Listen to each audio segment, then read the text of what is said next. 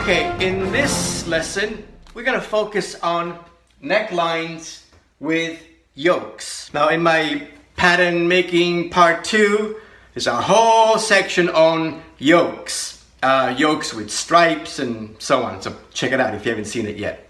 I'm going to start by using my 1-dart sloper. And I'll show you how to create this type of neckline.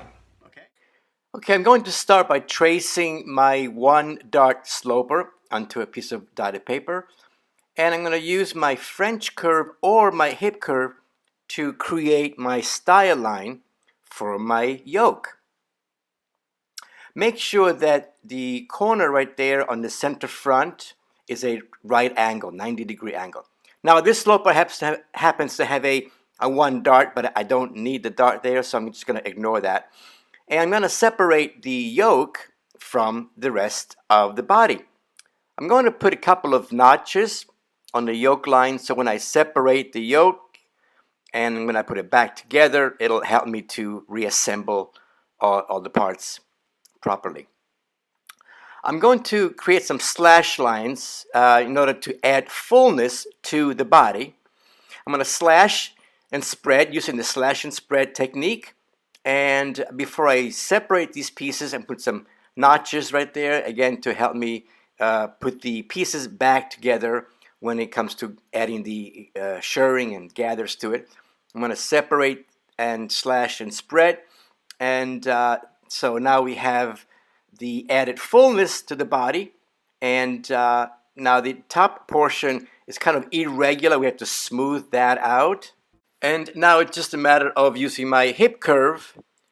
I'm going to use the inside part in this case to create a nice smooth curve. Eliminate those little corners right there. And now it's just a matter of cutting out the pattern so that when it's all gathered together, it'll match the yoke perfectly. But what if I don't want gathers or shirring here? What if I want pleats instead?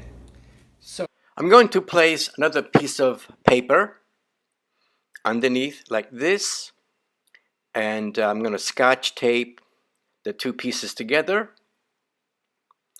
and then I'm going to create folds like this. So instead of shirring and gathers, I'm going to create pleats just like that. And I have to reshape and clean up the yoke line using my French curve or hip curve.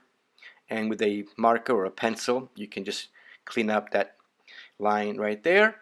And now I'm going to cut that yoke line.